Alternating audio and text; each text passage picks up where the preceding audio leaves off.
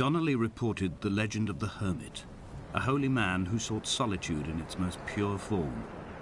Allegedly, he rode here from the mainland in a boat without a bottom, so all the creatures of the sea could rise at night to converse with him. How disappointed he must have been with their chatter. Perhaps now, when all that haunts the ocean is the rubbish dumped from the tankers, he'd find more peace. They say he threw his arms wide in a valley on the south side, and the cliff opened up to provide him shelter. They say he died of fever 116 years later. The shepherds left gifts for him at the mouth of the cave, but Donnelly records they never claimed to have seen him. I have visited the cave and I have left my gifts, but like them, I appear to be an unworthy subject of his solitude.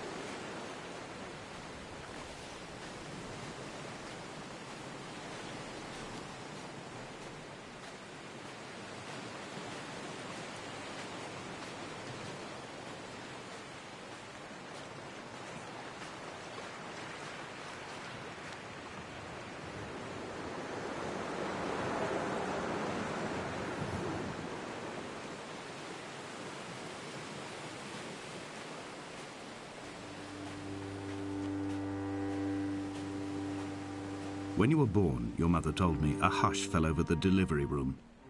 A great red birthmark covered the left side of your face. No one knew what to say, so you cried to fill the vacuum. I always admired you for that you cried to fill whatever vacuum you found. I began to manufacture vacuums just to enable you to deploy your talent. The birthmark faded by the time you were 6 and had gone completely by the time we met, but your fascination with the empty and its cure remained.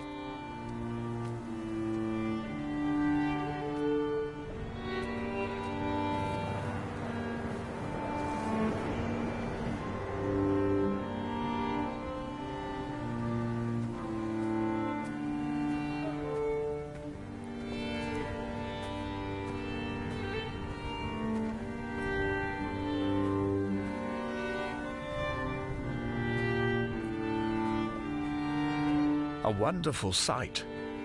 The moon cresting the junction between the cliff path and the stone circle. It cast a shadow of the ridge across the beach, all the world as if you had signed your name in untidy handwriting.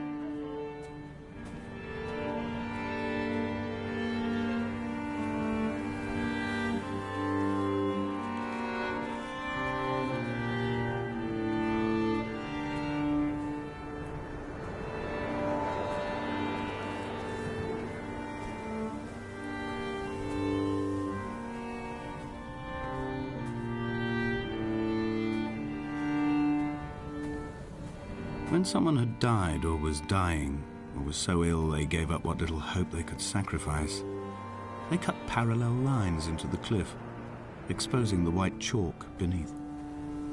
You could see them from the mainland or the fishing boats, and know to send aid or impose a cordon of protection, and wait a generation until whatever pestilence stalked the cliff paths died along with its hosts. My lines are just for this: to keep any would-be rescuers at bay. The infection is not simply of the flesh.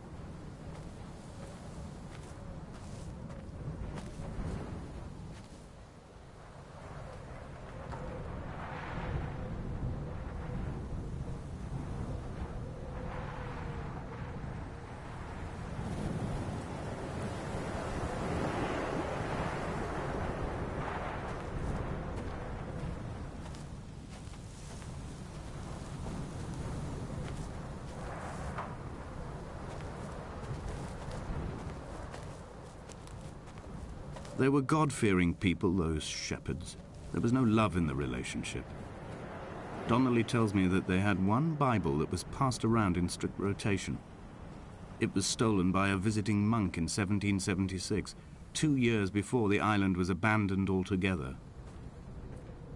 In the interim, I wonder, did they assign chapter and verse to the stones and grasses, marking the geography with a superimposed significance, that they could actually walk the Bible and inhabit its contradictions?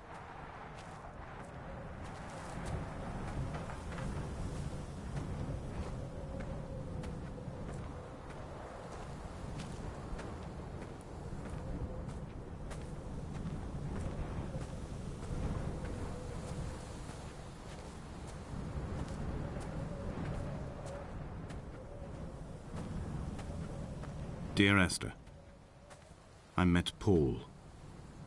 I made my own little pilgrimage. My Damascus, a small semi-detached on the outskirts of Wolverhampton. We drank coffee in his kitchen and tried to connect to one another.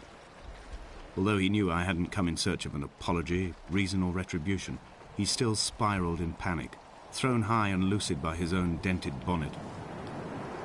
Responsibility had made him old. Like us, he'd already passed beyond any conceivable boundary of life. I would leave you presents outside your retreat in this interim space between cliff and beach. I would leave you loaves and fishes, but the fish stocks have been depleted and I've run out of bread.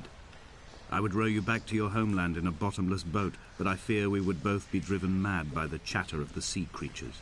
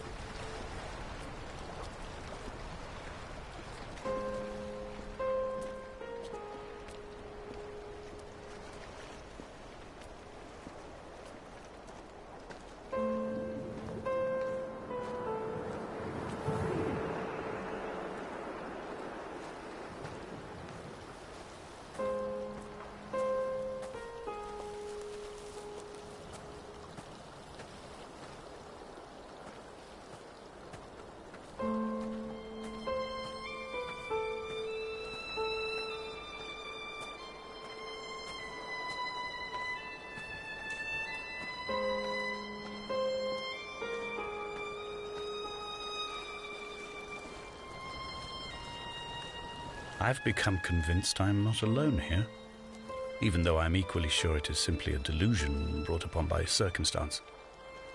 I do not, for instance, remember where I found the candles, or why I took it upon myself to light such a strange pathway.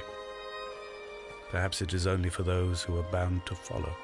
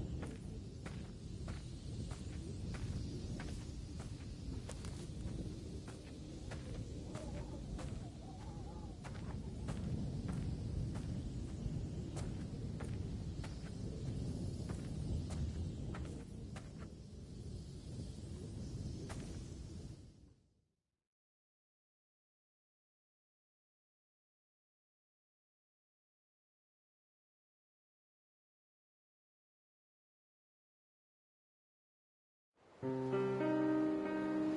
Esther, I have now driven the stretch of the M5 between Exeter and Bristol over 21 times. But although I have all the reports and all the witnesses, and have cross-referenced them within a millimetre using my Ordnance Survey maps, I simply cannot find the location. You'd think there would be marks to serve as some evidence. It's somewhere between the turn-off for Sanford and the Welcome Brake services, but although I can always see it in my rear-view mirror, I have as yet been unable to pull ashore.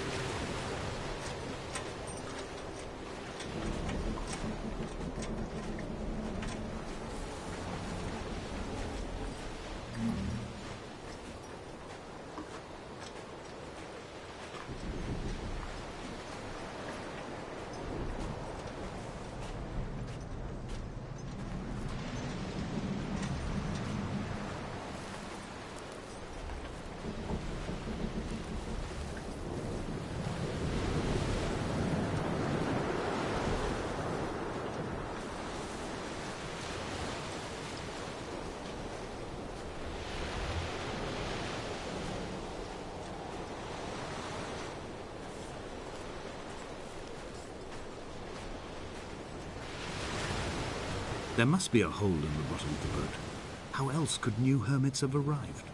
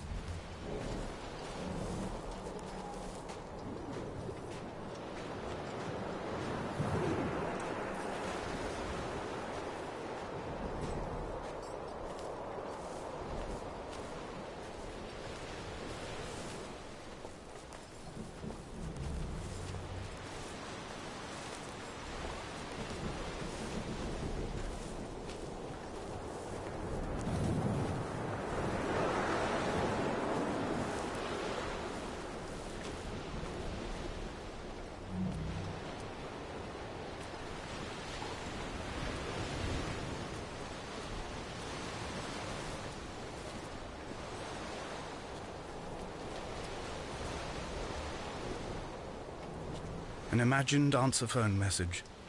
The tires are flat, the wheel spins loosely, and the brake fluid has run like ink over this map, staining the landmarks and rendering the coastline mute, compromised.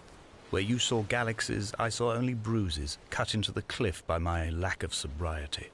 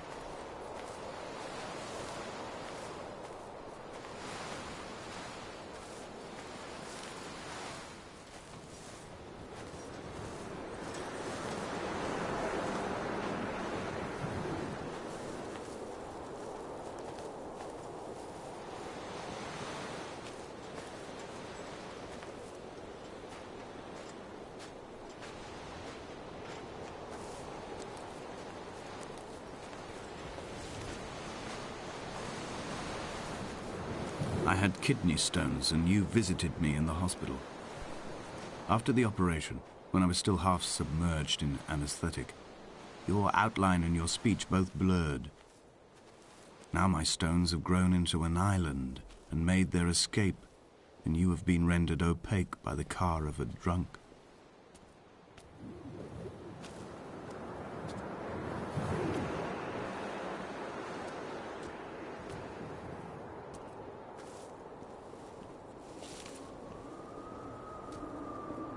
Is this what Paul saw through his windscreen?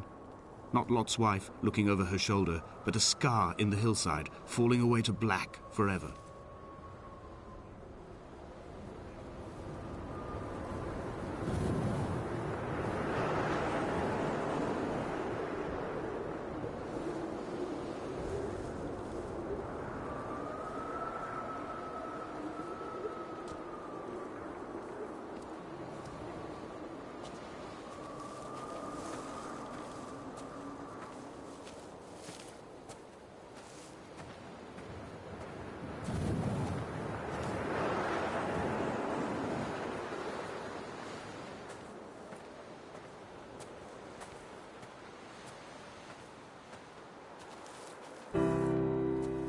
I've begun my ascent on the green slope of the western side.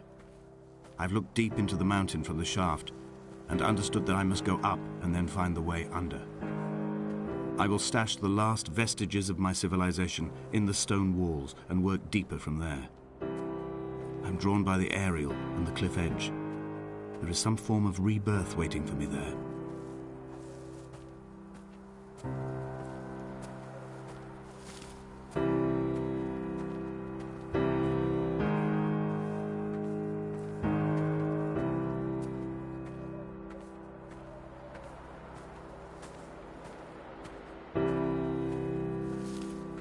The bothy was constructed originally in the early 1700s.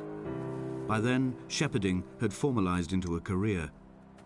The first habitual shepherd was a man called Jakobsen, from a lineage of migratory Scandinavians. He was not considered a man of breeding by the mainlanders. He came here every summer whilst building the bothy, hoping eventually that becoming a man of property would secure him a wife and a lineage. Donnelly records that it did not work. He caught some disease from his malcontented goats and died 2 years after completing it. There was no one to carve white lines into the cliff for him either.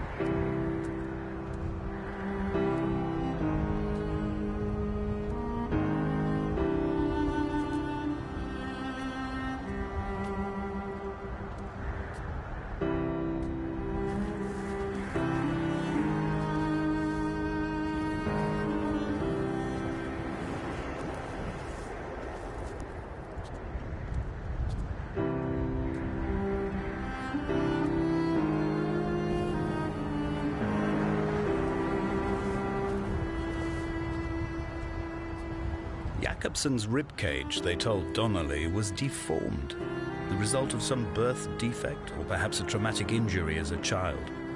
Brittle and overblown it was, and desperately light.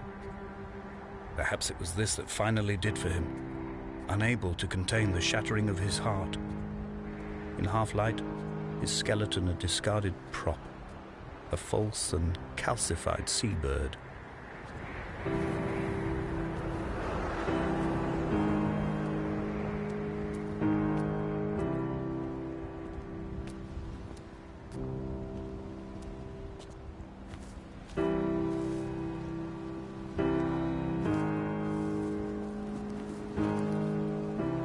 They found Jakobsen in early spring. The thaw had only just come. Even though he'd been dead nearly 7 months, his body had been frozen right down to the nerves and had not even begun to decompose. All around him, small flowers were reaching for the weak sun. The goats had adjusted happily to life without a shepherd and were grazing freely about the valley. Donnelly reports they hurled the body in fear and disgust down the shaft, but I cannot corroborate this story.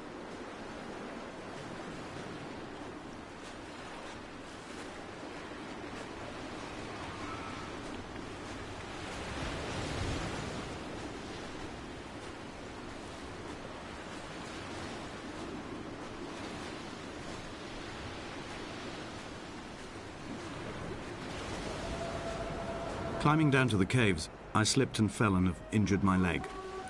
I think the femur is broken. It is clearly infected. The skin has turned a bright, tight pink, and the pain is crashing in on waves, winter tides against my shoreline, drowning out the ache of my stones.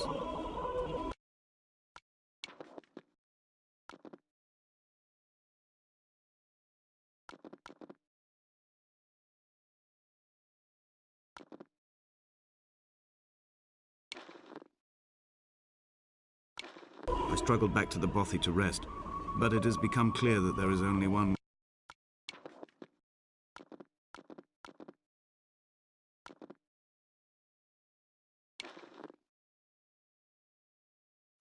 way this is likely to end.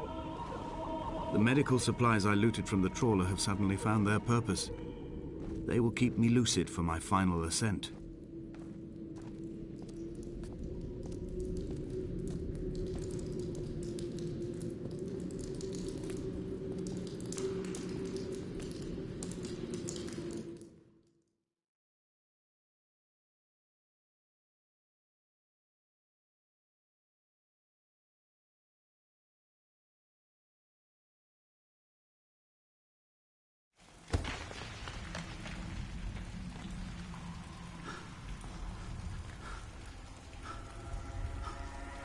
Donnelly did not pass through the caves. From here on in, his guidance, unreliable as it is gone from me.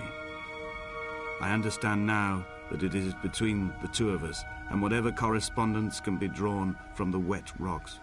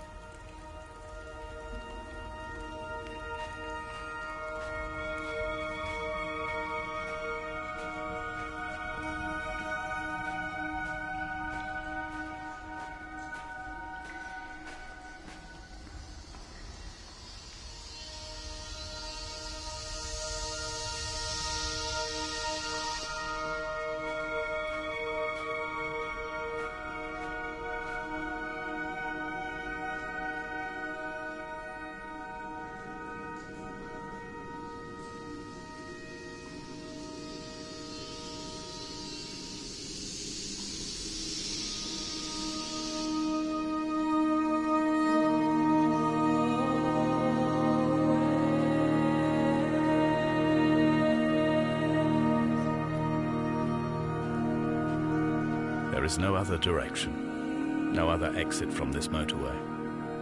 Speeding past this junction, I saw you waiting at the roadside, a one last drink in your trembled hands.